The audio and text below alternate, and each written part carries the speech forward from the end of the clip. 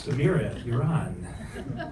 Thank you. It's a great pleasure to be back in the old halls in which I definitely premiered several films right here. So it's lovely to be here with Missing Movies, and I feel very happy that at least I can tell you one positive story of this great search that can sometimes make a movie come back.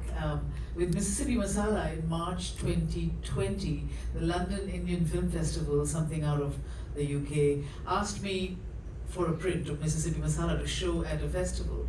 And I, looked high and low for a 35mm print. As Ira says, it was very successful in its day. We had Cinecom financing it. We had, it was Cinecom then sold to MGM, and I hadn't chased it up since then. But when this print was asked for, I began the search and discovered there was only one print to be found in the world, and that was lying on the floor of a Nashville, Tennessee music company called CSAC in 2020 April.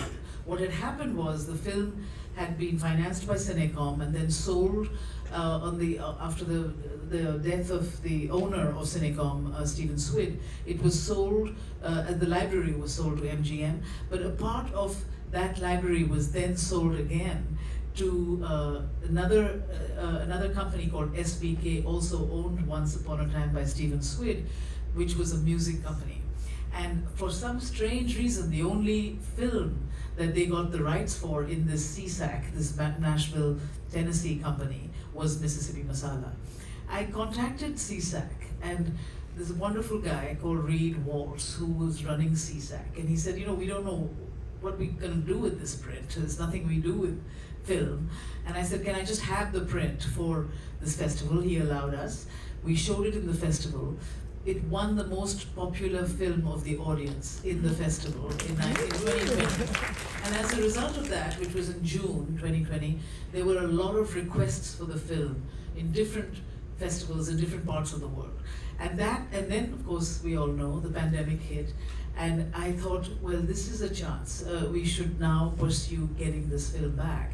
I wrote to Reed Waltz, who was extremely cooperative, and he said, and he spoke to his boss, who was a man called John Johnson, and I met him for lunch, and he met me for lunch in Manhattan, quoting like all the dialogue from several of my movies. I couldn't believe it, and he was like, I can be dark and have money, I can be poor and have no money, but I can't be dark. I mean, I just couldn't believe this guy was actually existed.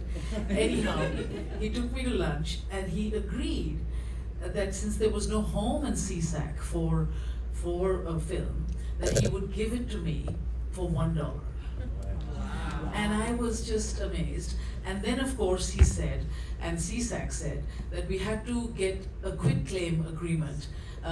They had a lot of the paperwork. We had to then figure out where all the negative was, and it was across 3 different labs in Los Angeles at that time.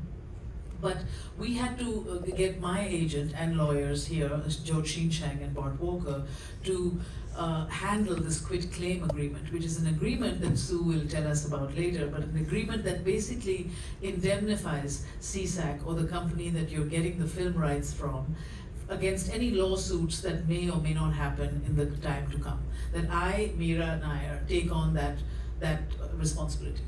That's quite a complicated and a little bit expensive to make this quitclaim, because they have to go through several things to make sure that that's legitimate. And it took a few months. We got the quitclaim done. I think I must have spent just a few $1,000s, not counting legal fees, to get that far. And then we rounded up all the elements, got it all together. CSAC, we signed the quitclaim. They sent us some 18 boxes into my apartment here on the Upper West Side, and I have a place called Iron Mountain where I store all the negatives I own and so on, up in Philadelphia or somewhere nearby. And we went through all these things, kept the right documents, and sent everything for correct storage to Iron Mountain. Meanwhile, it is really the only romantic film that Denzel ever made, and he is a dream in it, and so are Sarita Choudry, so are Sharmila Tagore, the great heroine of Satyajit Ray's films. great comic actors from India. It's an extraordinary cast, Roshan Sage. I don't know how, sometimes I think back on how we got people from different continents in Greenwood, Mississippi for 6 months to make this highly original and very unique kind of tale that still lasted. And while we were getting all this together, we were speaking to Peter Becker, the great lover of movies, Criterion Collection, and he has some of my movies, and I asked him if he'd be interested in this one, and he was immediately interested.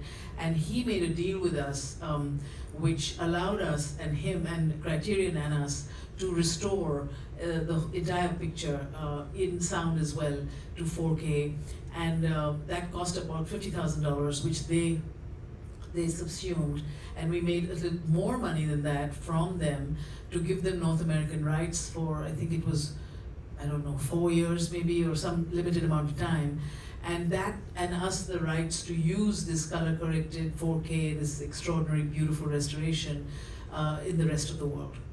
And now it's part of the Criterion Collection. We opened it in April last year, and it also had a theatrical release in a limited way in this country. But most importantly, the film is vibrantly and beautifully alive, and also incredibly, available. And what I'm trying to do now, beyond North America, once I have a few other titles of my films, also cleaned up like this. Because I was, when we began, Mary, I'm sure will tell you this, I mean, I was always the producer and director of my films, and I always had an eye on copyright, not to have the copyright disappear from me, by this. So many films I own copyright for, and many I don't, I can't, because it was studio and this and that. But now I'm trying to do that with some films that are in my hands, so that I can collect a package of my films and then go to these streamers or whoever would be interested in, again, in the classics. They are now considered a cult classic or whatever, to see if we can enter the mainstream with a group of films.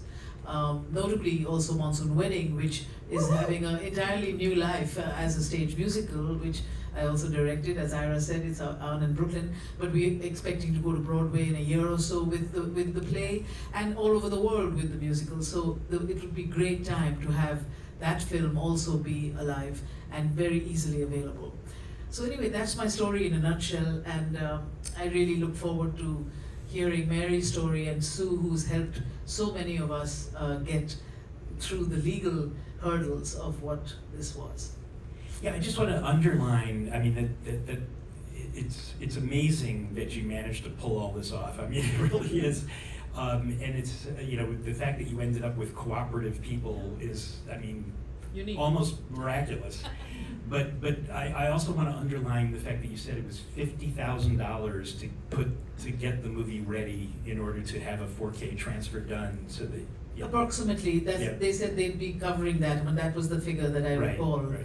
Yeah. No, I just think it's important for people to hear what we're dealing with in terms of, individual titles, just to transfer them to what is potentially exploitable. So, yeah. And possibly because of Denzel, and because it was a celebrated film and people wanted it, he paid much more than 50. That enabled us. I mean, this was also a discovery for me to go back into the paperwork of the film and realize that we all deferred our salaries while making that film. We had, I think I made $15,000 on 2 years of work with that film, or more than two, and so on and so forth. So we had the sense of writing down the deferments, which ran into, 150 grand more for me, or like endless amounts. But we had this leftover after 50 that then we shared pro rata amongst the 5 or 10 of us who were owners, who had deferred salaries. I mean, another really important point, which is that everybody understands the concept of, like, where's the original negative or where's the soundtrack or whatever, but you also have to know where the paperwork is. Like who's owed what, where are the contracts, where are the music licenses, where, all of that kind of stuff. So we had two producers, Lydia Pilcher and Michael Nozick, and they both had the paperwork. And CSAC, because Swid sold everything, within his own company, so they had the balance paperwork. So we did have the paperwork, which was, it had to be wrangled from everywhere, but we did have it. but. All right, so big success story. This is great.